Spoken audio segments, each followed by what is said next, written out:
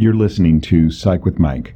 For more episodes or to connect with the show with comments, ideas, or to be a guest, go to www.psychwithmike.com. Follow the show on Twitter @PsychWithMike or like the Facebook page @PsychWithMike. Now, here's Psych with Mike. Welcome into the Psych with Mike Library. This is Dr. Michael Mahan here with Mr. Brett Newcomb. Good morning. How are you? I'm doing well. I'm studying intently my little remote, just in case you were wondering what I was doing. Everybody has to. That's bad radio because people who listen to this as a podcast can't see me doing that. Yes. But you can always go onto the YouTubes and find us. Satisfy your curiosity. And if you have never been on the YouTubes to see us, then I would strongly encourage you to go there. Where could they find us? On YouTube, Psych with Mike. Psych with Mike. And at least subscribe to the show. You don't have It's to. not Psych with Mike and Brett. It's just Psych with Mike. You don't have to access the show primarily through the YouTubes, but at least subscribe to the show there. Yeah. I'm not opposed to Psych with Mike and Brett. It just It just didn't happen that way. It didn't happen that when way. God invented radio and turned it into YouTubes. Yes. He didn't whisper that in your ear. Well, the name of the show. So originally It doesn't matter. I was Let's talk doing a about radio learning show, styles. but my daughter is the one who came up with that name. And I had like three names. I had this meeting with the head of the programming at the radio station that I was working on, and I went into this meeting with three names. My least favorite being Psych with Mike, but that was what my daughter had come up with. And so I went in there and I was pitching the show, and I said Psych with Mike, and he said, "That's it." Wow. Yeah. And that's how it happened. That's actually how it happened. Fate. Yeah. It was fate. Yeah. All right. So I read an article recently that I then sent to you. Aeon magazine, as I've said many times, I think is a magazine that you really like. Is that fair? I like it. Yeah. There's usually something to think about in it that I enjoy. Yes, and I would agree. I think there's a lot of pieces of it I don't do anything with, but right. Yeah. And Aeon magazine, I really like. I think it is a good and even somewhat influential magazine. It's not considered as influential as the New Yorker, but the only way to read the New Yorker is to have a subscription. Right. And so I don't pay for a subscription, so I only read the New Yorker when somebody sends me an article. Right. But I do like Aeon magazine, but I read this one, and I immediately, when I read this article, when I read the title, I thought of you, and I thought this is something that I want to talk about with you because I had a very visceral and very negative reaction to the article, and I wanted to check and see if you felt similarly. If so, why? If not, why? Okay, So, well, let me start with a disclaimer. I have defined myself for most of my adult and professional life as a teacher. I have been a teacher at some level, grades 7, 8, 9, 10, 11, 12, junior college, and graduate school, for 40 plus years. For over 40 years, every semester I was in the classroom with teaching responsibilities. Mm-hmm. I may have also had administrative responsibilities, or I may have had an additional job beyond the teaching opportunity. But I taught something somewhere to students at some level every year. Mm-hmm. So the thing that I want to say in response to an article about learning styles is the educational industry is entirely too susceptible to fads. They come up with the hot answer for this year. That's a great point. Like learning packets. I remember when the school district that I taught in, the public school district, was hot on learning packets, and we all were required to write them and structure them and present them according to the way that the experts said they should be done. And we during that era, we were supposed to minimize teacher focused lectures. Should be student focused learning, and the students should have the information, and they should pursue their Montessori-like curiosity through their own impetus. And you were then supposed to be a facilitator and a supporter and not a teacher. So then I read this article about learning styles. Can I ask you a question about that? Yeah. While we're on that point? Yeah. So did the learning packet do the education, or did the teacher do the education? The learning packet structured material for the student to discover at their own pace and their own interest level. Oh, okay. So that's That's the philosophy. Material and give it to them, Okay. and they were supposed to catch on fire themselves by going, "Oh my God, that's really! I'm curious about that. I'm interested in that. Gotcha. Let me pursue that some more." Teacher, where can I get more information? And self-directed learning.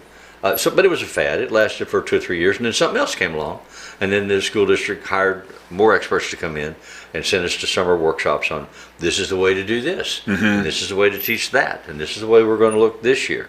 So it is highly susceptible to rhythms and fads that sweep through the industry, and it is an industry. So that's your disclaimer. Yeah. Just to set this up, so in Aeon magazine, I found this article that is on learning theories. I'm going to go back to the title because I want to make sure. So the title is Learning Styles Don't Exist, a teaching approach that is based on students' preference sounds laudable, but this misunderstands how learning happens. Yeah. I just read the title and say, I disagree with that. So say more. I'm not the smartest person in the world. And I actually even know that I'm not the smartest person in the world. But I think... Because I told you. Yeah, because lots And of your people wife, told me. she's told you as well. But I think I can hold my own in an academic environment. And I know for a fact that there are ways that I access information and retain it better than other ways. Yeah. Like if I hear something, it just imprints on my hard drive. If I read something, it also imprints, but that feels harder to me than listening. So there are facilitative skills that can be taught. Different studies have shown that you can retain information acquired better if you underline it as you read it, or if you write it down. Exactly. So, right, multimodal learning. And that you're able to accelerate your focus if you're slightly cold and slightly hungry, and you don't have background noise. Yes. So, you're ready to study for your test or you're studying for a new unit. And then there are methodologies that teachers are taught for facilitating reading. For instance, in a classroom you hand out a textbook and you say, read chapter 9. So many students just pick up the book, they open it to chapter 9, and they start the first paragraph, the first sentence, reading it. And they start just going through it that way. You teach them to interact with the material differently. Look at the chapter, divide it into headings, divide it into subchapters or labels or topic sentences, making a point, making a case. How's that lined up? Is that an outline? Is that a summary? Is there a summary at the end? Read the summary first. Know what you're going to be reading about. Know what the topic of interest is supposed to be, so that when you run across a nugget, it's more likely to register itself as a nugget in your thinking, and not just reading. For instance, this article from Aeon talks about the Institute for Learning Styles Research, where you can become a certified multimodal paired associates learning test practitioner for just $1,895. Claims that there are in fact 7 different perceptual styles, including the olfactory learner who learns best through the sense of smell and taste. That's just one example. Yeah. So if I'm reading that and I'm trying to retain that at all, with the title of the program, the title of the course, the cost, what have you. If I underline it, if I make notes about it, if I outline it, if I skim through the article in advance to see what the brackets of topical information and focus are, I can facilitate my ability to retain, absorb, and interact with the material. So is that self-taught? Or has someone taught me to use these skills? What is teaching here? If I'm the teacher in the classroom and I teach you how to learn. For instance, if I spend time in my class on American history and I'm teaching you data points about American history, in 1789, this happened in this location and these 3 people were there. So I teach you that. Or if I teach you what's the difference between a fact and an opinion, how do you know? How do you figure it out? Is that a true or false statement? Right. What's your opinion about that? How could you defend this statement, or could you critique this statement? One is a style of teaching that differs from other styles of teaching. Which improves student learning? And do you have your students categorized in some way? Is your educational system tracked? Are the college-bound students brighter than the non-college-bound students? How do you decide that? How do you know? Does it make any difference? I learned early in life that if I was in the accelerated courses, those that had been designated as college prep courses or accelerated learner courses, and you had to have a grade point average to be eligible for them. They wouldn't put you in them unless you made certain kind of grades, and you had to pass tests to get in them. So if I got myself qualified for the accelerated classes, what I learned was I had to do less work, less busy work. The slower, less accelerated classes had a lot more busy work. Why?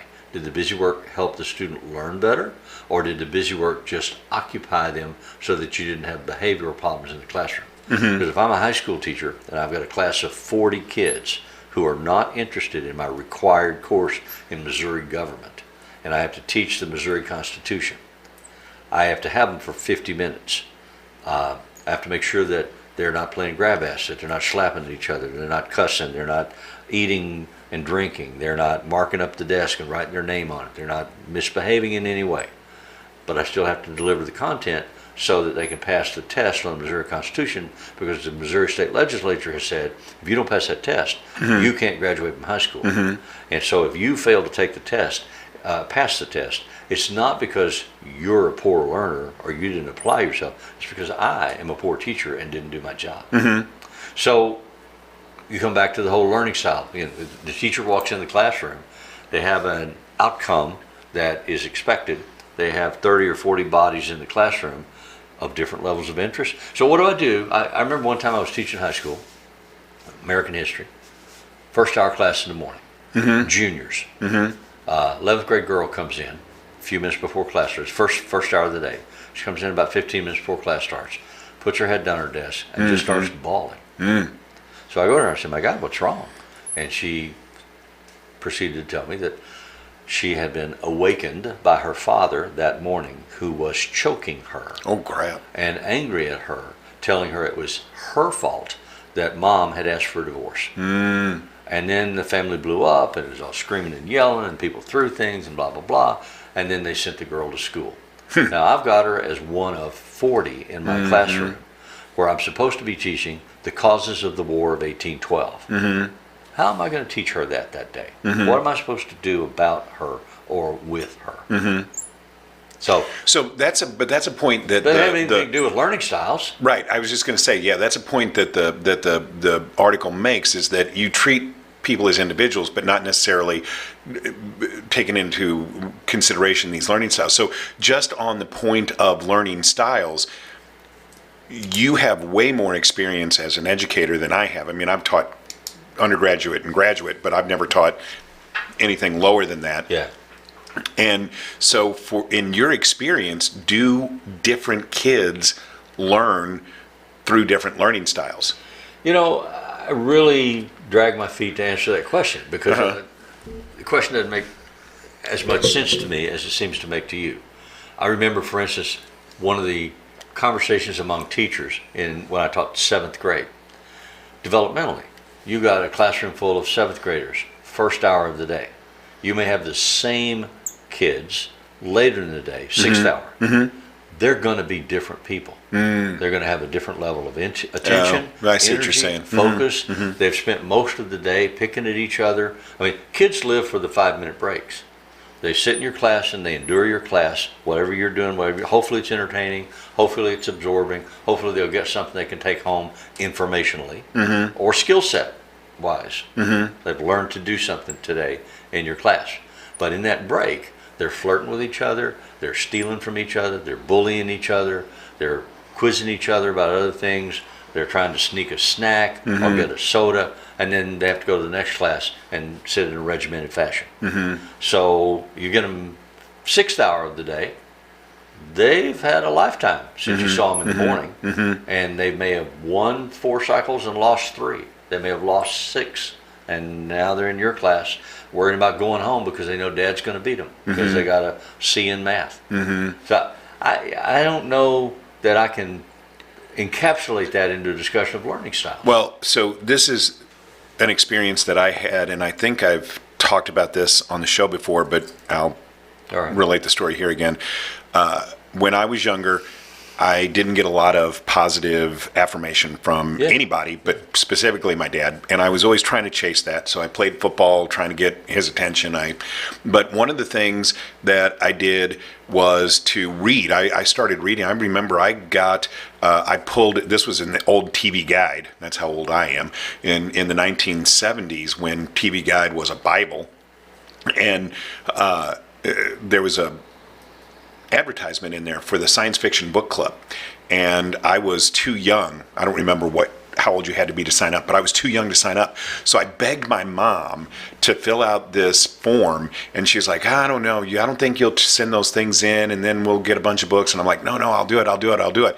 And for the time that my parents were on the hook for the money. It was like the Columbia Record Club. It was the book of the week or book of the month. You got 2 selections every month, and then, you got 2 that would automatically come, and you'd have unless to pay you for said them no. Right. And then there was others that you could choose from and choose to pay for, but you'd have to. Or you could say not this month. Yeah, but you were obligated to you were obligated to buy like 4 books in a year. Right. And I said, no, I'll do it. And so for the entire time that my parents were on the hook for the money, I did it religiously. I wasn't very good at it after I took it over, but they never paid for books that I didn't want. Yeah. And so she agreed to do it. And I remember I got these books and I was reading these books, and I was just a little kid and reading, and I thought, because my dad read all the time, this will be something that I'll get my dad's attention. And it didn't really. So one day I was going to go have this conversation with my dad, and I went into the room where he was reading, and I said, Dad, when you read, do you get pictures in your head like a movie? Yeah.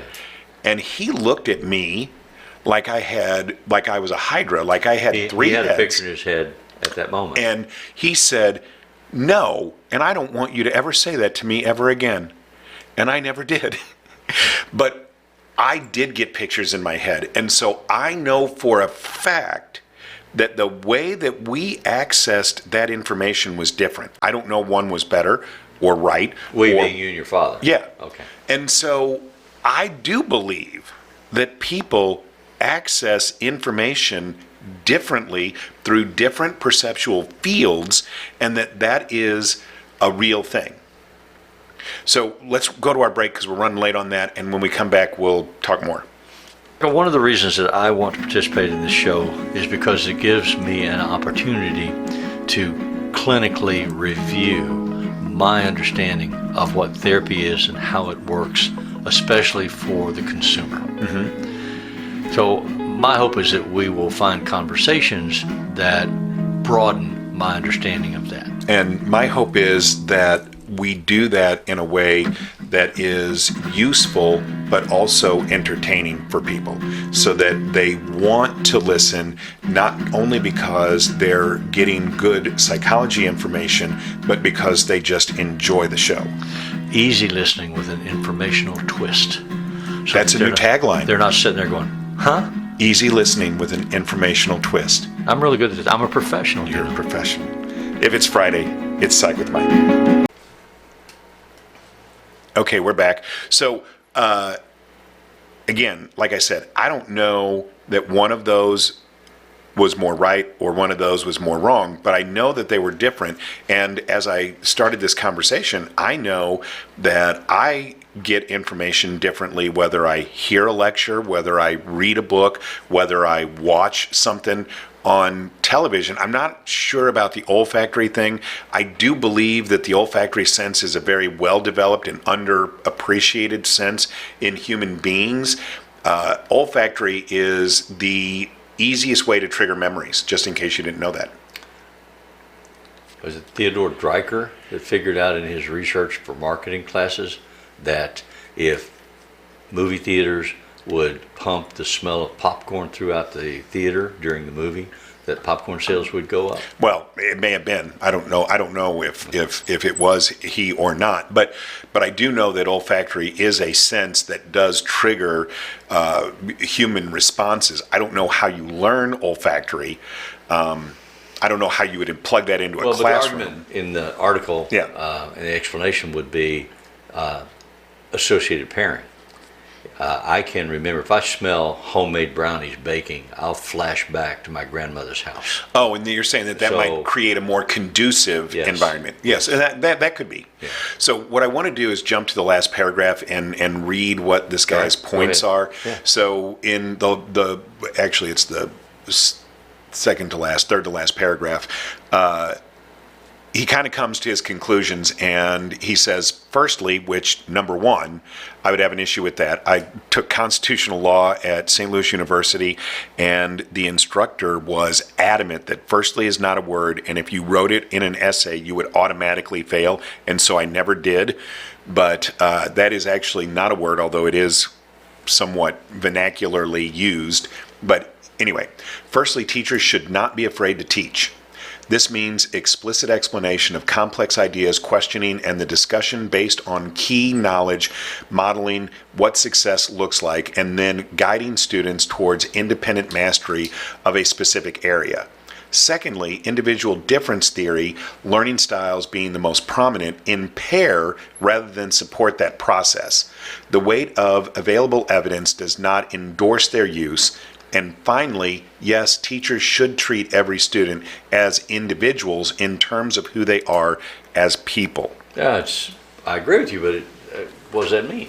Exactly. I don't see how learning styles impair. When you train your teachers, to be aware that these elements can impact learning, facilitate learning, or block it. And that when you prepare a packet or a lesson, if you use your awareness for that, you incorporate elements that speak to different learning styles or different kids, different opportunities, in the hopes that by the law of averages, you reach more of them and help them retain or learn or hold whatever the lesson is. And good teachers are focused on knowing their students. As I'm teaching the classroom, whatever I'm doing, whether I'm from a lecture mode staying in front of the classroom or whether they're doing packets or group work or what have you, I have a responsibility to observe and be aware of whatever child in that room is doing. And so you learn to read their body language, you read their eyes, you read their silences, you read their pauses, you read their interactive skills with each other. And you remember that I'm not just teaching 6th grade biology, I'm teaching 6th graders biology. Right. And I have this cluster of 6th graders who are like the Gordian knot, and my job is to facilitate their progress along the way. So I do the best I can, but when I put a lesson together, I try to incorporate some of different modalities of learning styles to have access to the lesson so that you can use that as an entry point, whether it's olfactory, whether it's visual, whether it's auditory, whether it's reading, whatever it is. I want some elements of all of those approaches in that lesson if I can do it. And it's like juggling. While I'm doing that, I'm watching all the kids, trying to figure out which ones are going home hungry, which ones got beat up last night, who's dating whom, who's on a substance that they shouldn't be on, who's playing with their cell phone, who's sexting the girl in the next class. And how does that all hold together from a discipline standpoint so that I don't have people throwing punches or stealing money or setting the building on fire?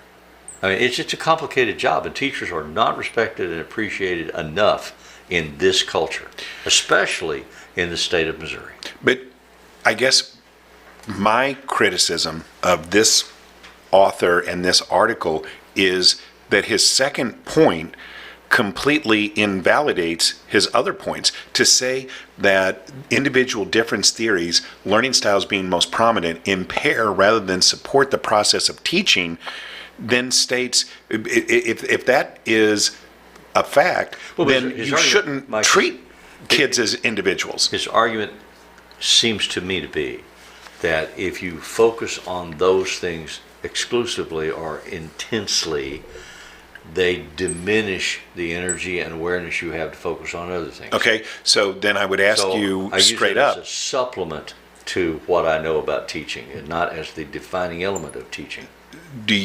When in your experience as an educator, did you treat your kids as individuals?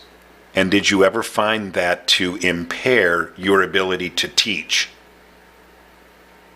Yes and no. Yes, I did try to teach them as individuals, and no, I never found that to impair my ability to teach. Exactly. So I don't see how this guy, I mean, I don't know where this individual is coming up with this philosophy.